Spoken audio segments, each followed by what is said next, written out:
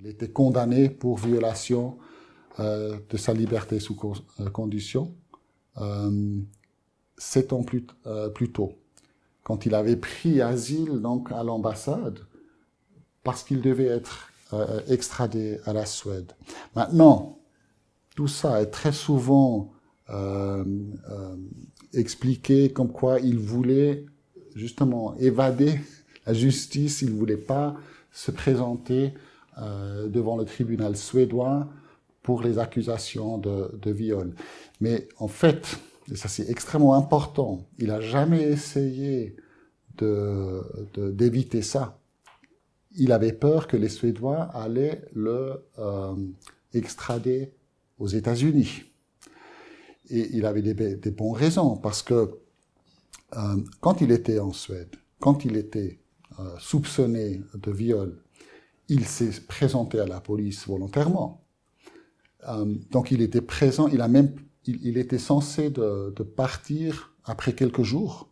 Je pense le 25 août, donc les premières soupçons étaient le 20 août 2010, et le 25, il était censé de partir, mais il a donc annulé son départ, donc volontairement, et puis il a volontairement prolongé son séjour en Suède encore d'1 mois, pour être présent, pour pouvoir contribuer à cette procédure, cette enquête suédoise pour les allégations de viol.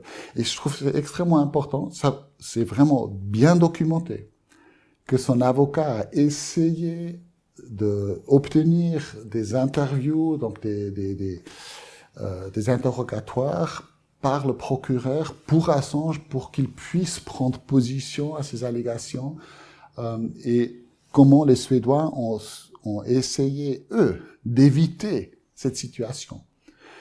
Et dès que, donc le jour où il partait de la Suède pour aller à Berlin, d'ailleurs avec le consentement exprès du procureur, donc parce qu'il avait demandé son accord pour pouvoir partir de la Suède, ce jour-là, la procureure a donc fait un ordre d'arrestation pour évasion de justice.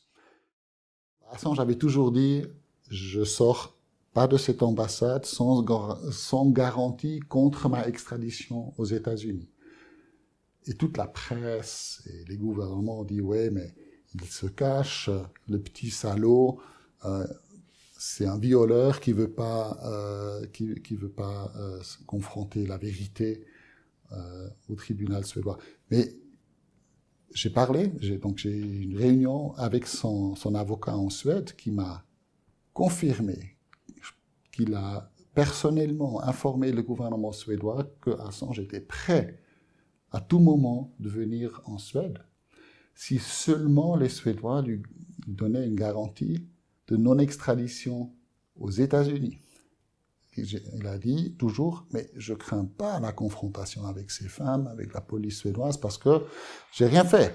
Et donc, c'est pas ça, mais j'ai peur de cette extradition aux États-Unis, et avec une bonne raison, parce que les Suédois, après le 11 septembre 2001, la CIA avait demandé le handover de quelques gens en Suède, et les Suédois donc, ont arrêté et transféré ces gens-là, c'était 2 personnes, dans les mains de la CIA sur l'aéroport de Stockholm, sans procédure juridique.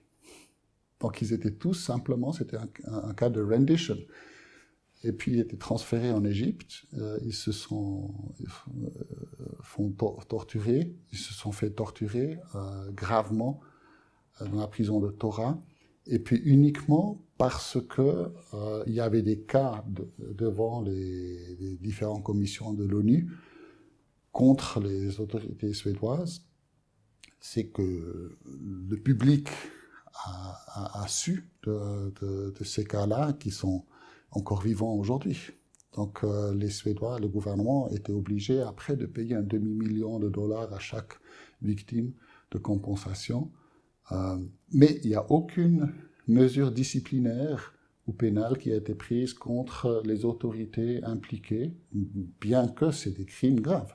Donc, il a dit, il y a ces précédents-là, où la Suède a tout simplement transféré des gens sans protection juridique aux Américains. Ils se sont fait torturer. Donc, comment je peux savoir que vous n'allez pas faire la même chose avec moi? Et on sait aujourd'hui qu'effectivement, les Américains ont planifié une opération de rendition.